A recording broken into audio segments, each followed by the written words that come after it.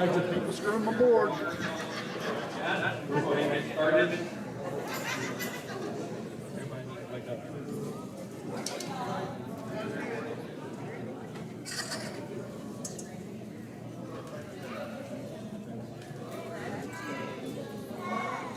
Well, it's good to have everybody with us.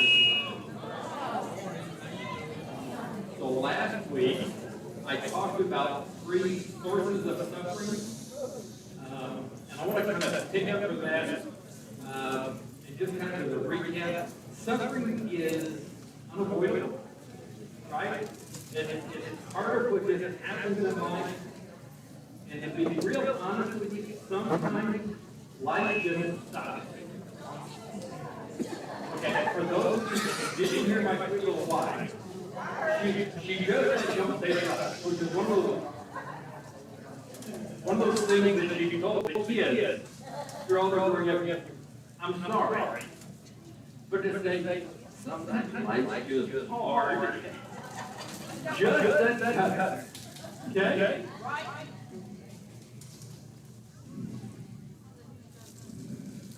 But we ended up last week with Romans 8:28. And we know that in all things, God works for the good of those who love Him, who have been called according to His purpose. And I explained that when Jesus says all things, He meant all things, the good and the bad. And He works for the good of those. Might not be mine, might not be yours, might not even be anybody we know. But God has a purpose. Our God is into redemption in ways that we can't even begin to understand. You know, I was in China several years ago, and in China they have different kinds of prisons, camps, whatever they're called. One of them is called a re-education. And it's where a lot of Christian pastors and evangelists end up. So if you're not repeating the right stuff, they put you in a re-education camp to help you become enlightened. Okay? And then talking to pastors and evangelists that in those camps, one of the statements they made is that they turn their suffering into sacrifice. And I had to have some explanation. So they end up in a re-education camp because they're evangelizing and they're sharing about Jesus. And while they're there, instead of suffering, they witness to their guard. To the point where a lot of camps, guards regularly get rotated, because if they don't, they become Christians. Okay? Turning your suffering into sacrifice. And so we're all on this, so we're all going to be on the same page. Now, I jumped way ahead of myself, okay? Let's make sure we start with the same definition, okay? So this is from dictionary.com. One time we had this book that we used, okay? And they were real pretty on with stands and all that stuff in the library, okay? Suffer. To undergo or feel pain or distress. To sustain injury, disadvantage, or loss. To undergo a penalty as of death. You ever suffer? Okay. Talk about sacrifice. The offering of animal, plant, or human life, or of some material possession to a deity. The person, animal, or thing so offered, or the surrender or destruction of something prized or desirable, for the sake of something considered as having a higher or more pressing claim. Suffering, I can't avoid. I can't control. Sacrifice is 100% voluntary. Not too long after coming back from China, I was in a church or an event California. Church's normal Sunday attendance was 3,000 to 4,000. Absolutely beautiful facilities. You drove onto their campus, and it was all landscape, and state-of-the-art technology inside, and the parking lots were 15 or more vehicles, everything from vans to shuttle buses to big coaches, all decorated up with church's name on them. And in the lobby, there was a bulletin board, and it had pictures of their mortgage money from the month or two before. Big church, 100% debt-free. Over in the corner was another bulletin board that had their annual mission goal for the year. And it was all of $5,500. And I stood there having just been with people that are sacrificing. And I'm in this beautiful place, and the event was amazing. But there was just this huge disconnect of what is Christianity. So I decided I need to do a little research. Now, I concluded that the best story for figuring out what Christianity is the book. Right?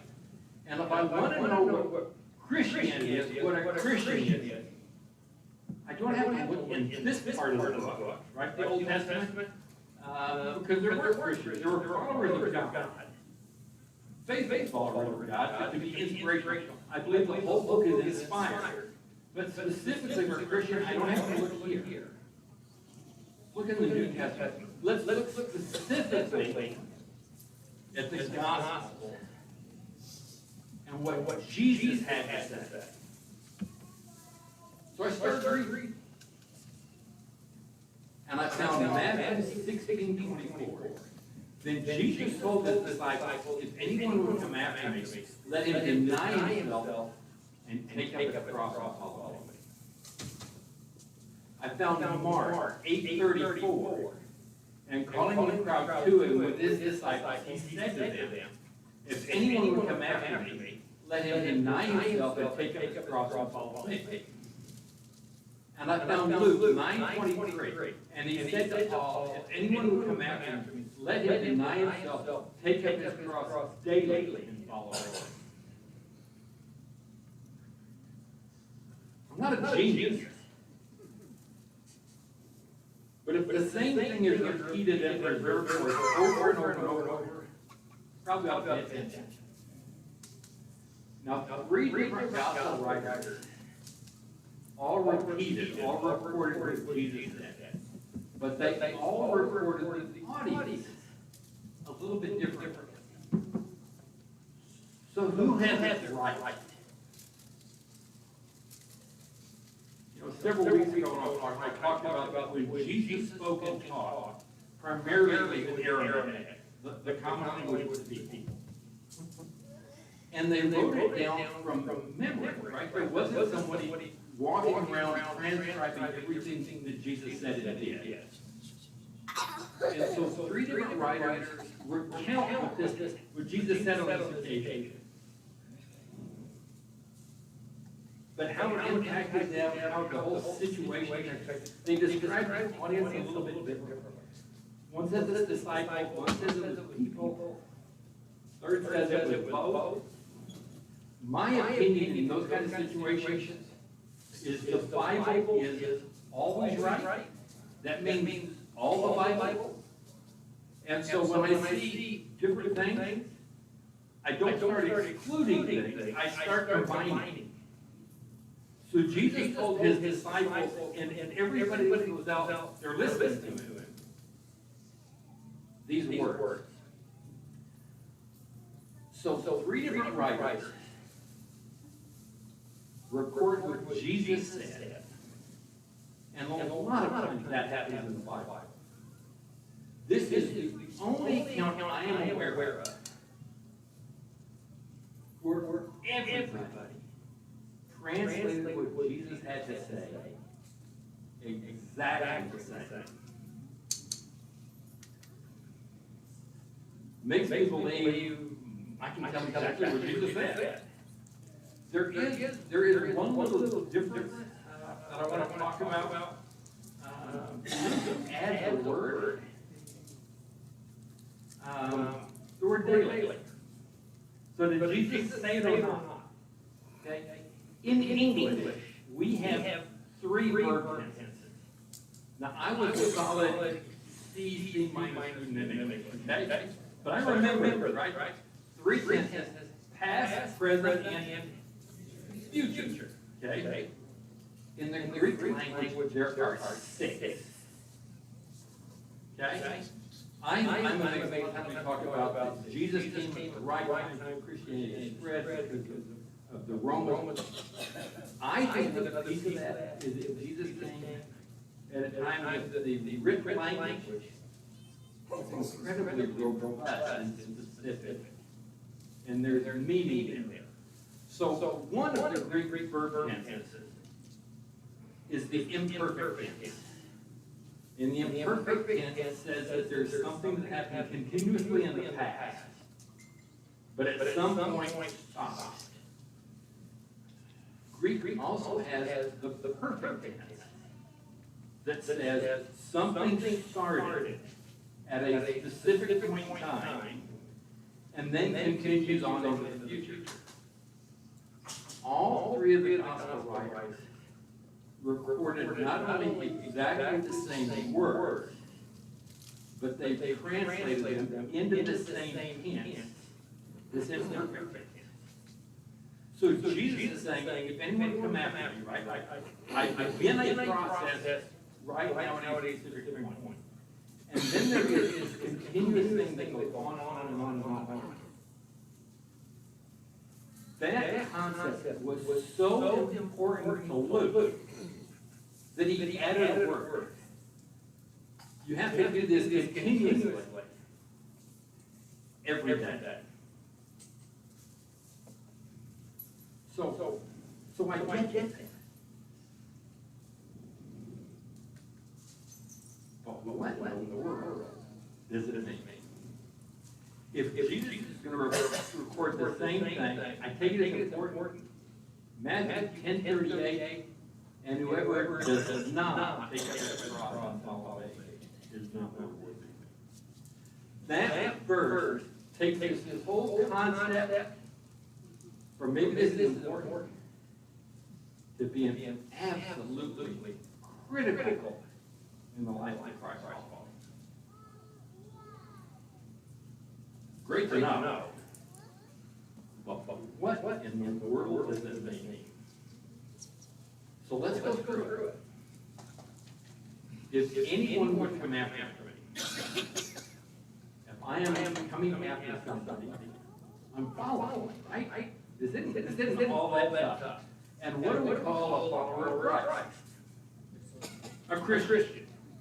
So Jesus says, if anybody is going to be a Christian, here's what you have to do.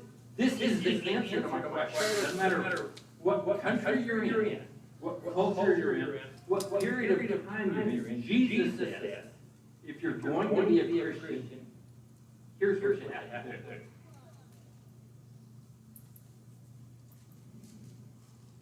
And I just lost my slides.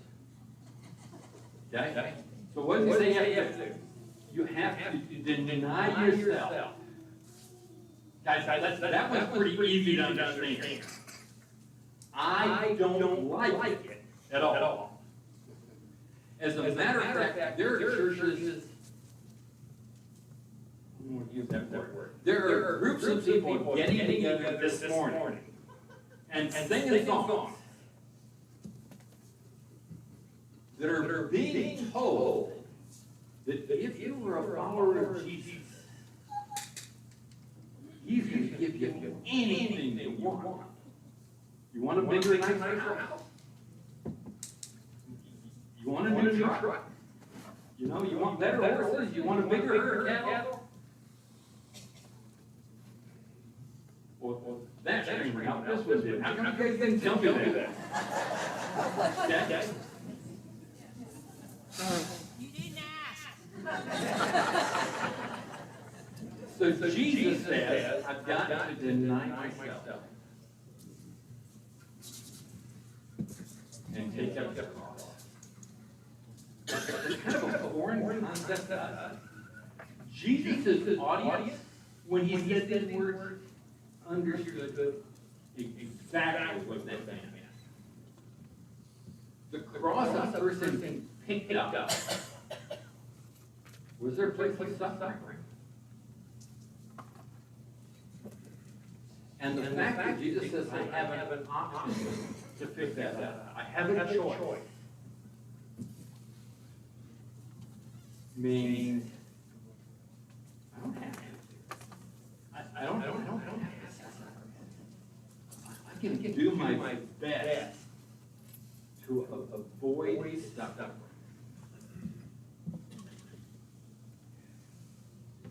But Jesus said, I do that. Not following him. I can wear the name.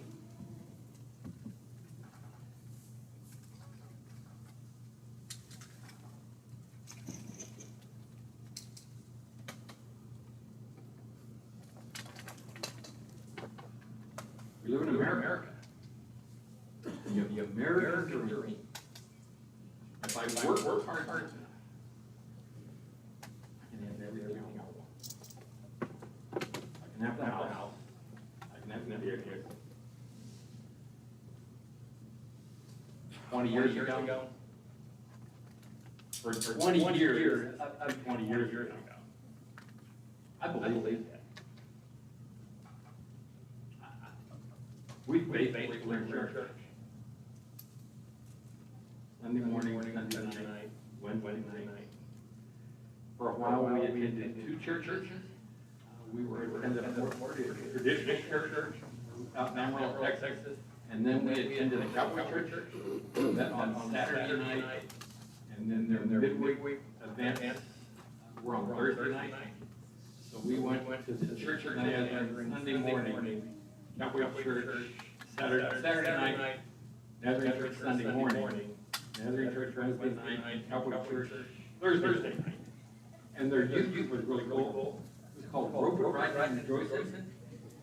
And they did kind of their traditional stuff, and then they went and got horses and took them out into the arena. And during that time, I was chasing the American dream. Working in a secular job, pushing me ahead. We're the name of Christian. Most of the time we tithe, more or less. You know, it was a little extra money, belongs to God. Showed up. You sat on church boards. Did this stuff Christians do?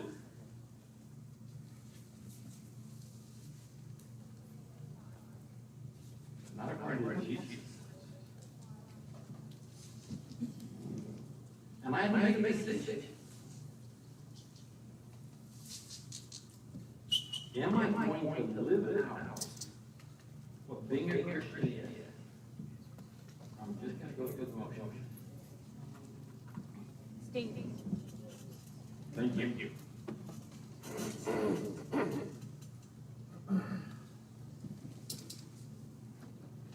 And follow me. What did Jesus do during his earthly ministry? Preach the gospel. What else? Oh. He's touching.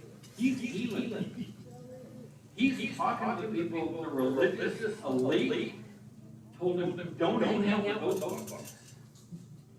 They're not worthy of our praise. Jesus said that if I'm going to be his follower, I gotta follow. I gotta do what he did. So just over 20 years ago,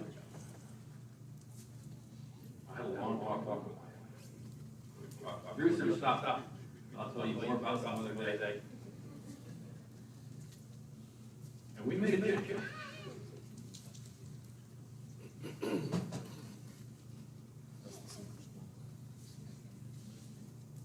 And I'd love that 20 years ago. I'd like to know how many people I've been in contact with that I could have made a difference for eternity.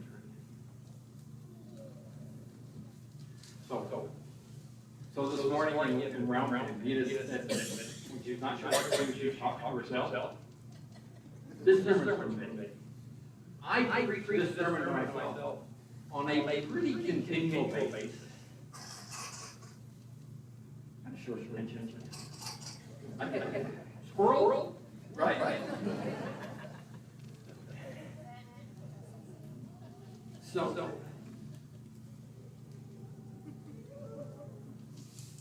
So I don't want to avoid.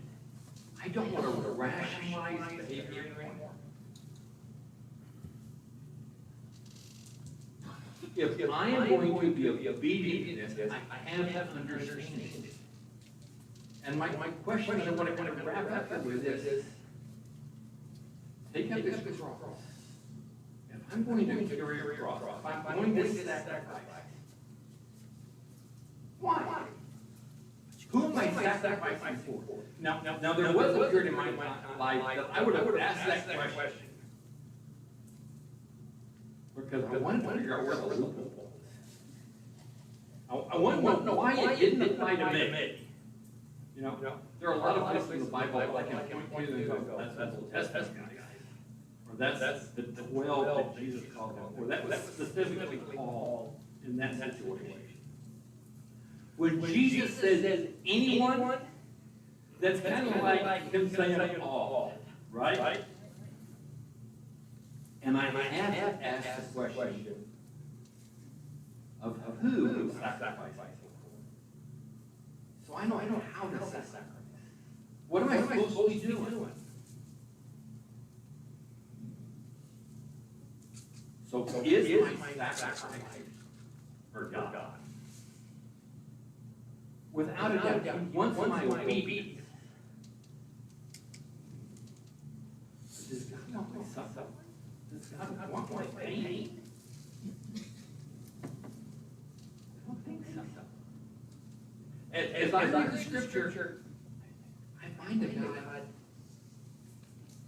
that goes out of his way to take those things on. So we don't have to. I don't believe our sacrifice is for God.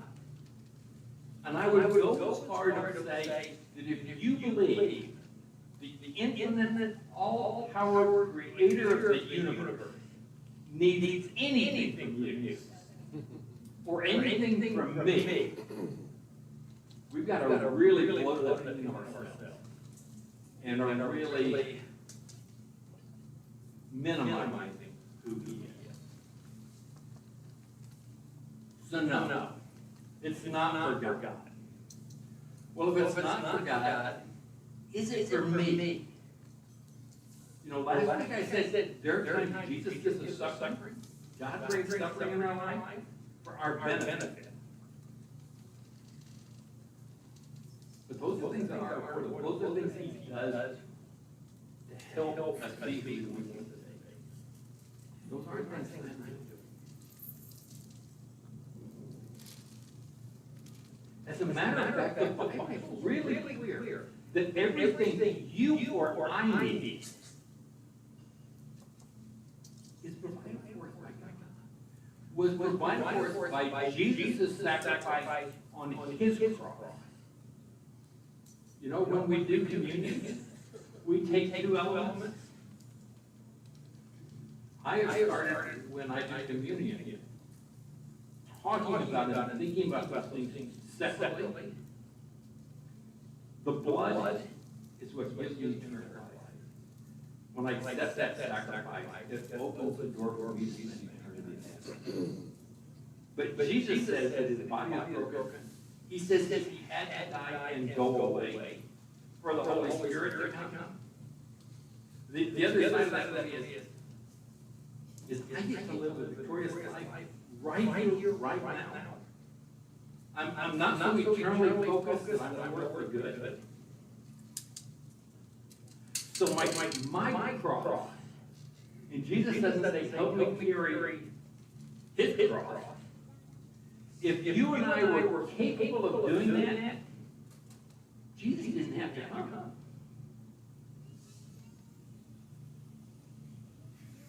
So my cross isn't for God. And it's not for me. So what's left? Brothers, why did Jesus come? Why did Jesus carry his cross? Sure wasn't for him. In the garden, he prayed, please let us pass.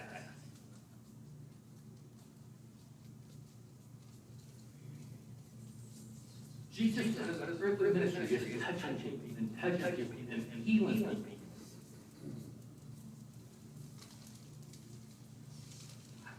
I get what a cross is. I get what Jesus is trying to say.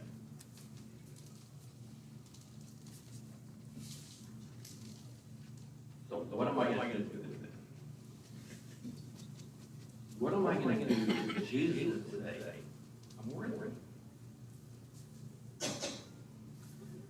I'm going to close by asking you guys exactly the same question. Now, I repeatedly, regularly ask yourself, are you a follower of Jesus? Not asking to get in church. Not asking to attend the right church. Not asking what procedure you have on your car. Or what rules you follow. Are you in a relationship with God? And if so, will you follow his example? And sacrificially serve the lost and hurting?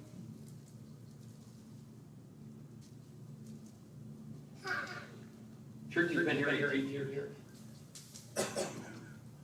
Every week we get up here and think we love it, and we do. Are we going to get together and have a powerful good time? In September, we will start playing with horses again and have all this stuff we love.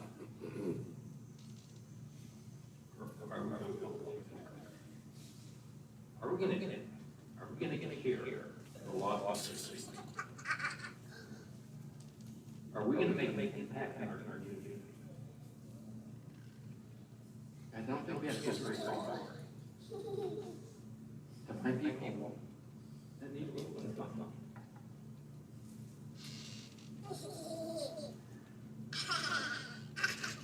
Matthew also reports that Jesus said, when he talks about the land and the city on the hill, into that by saying, and they will see your good works and glorify my Father. You want to be effective in evangelism? Jesus said you're not going to walk down the street with a billboard and tell people they're going to hell. Let them see you here. And when they see you care. That we care. They glorify God. Close in prayer.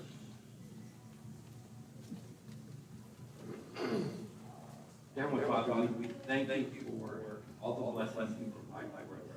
Thank you for this place.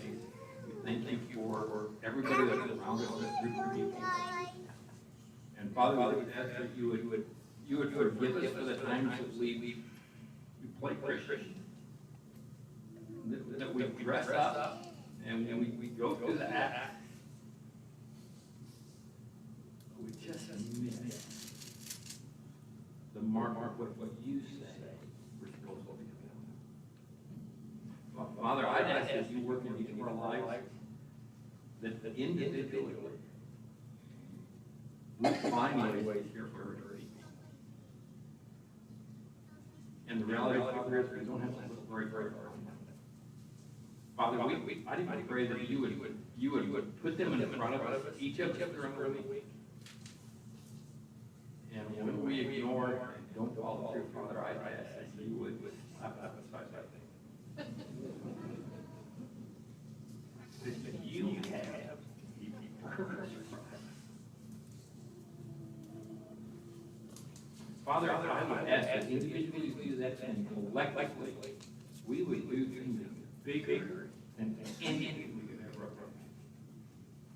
And then when people arrive at us, this property, they can turn and look. I don't understand those people. They dress really strange when they go to church. But man, they look like people. Father, I ask for all of that in the holy name of our Lord and Savior. Amen.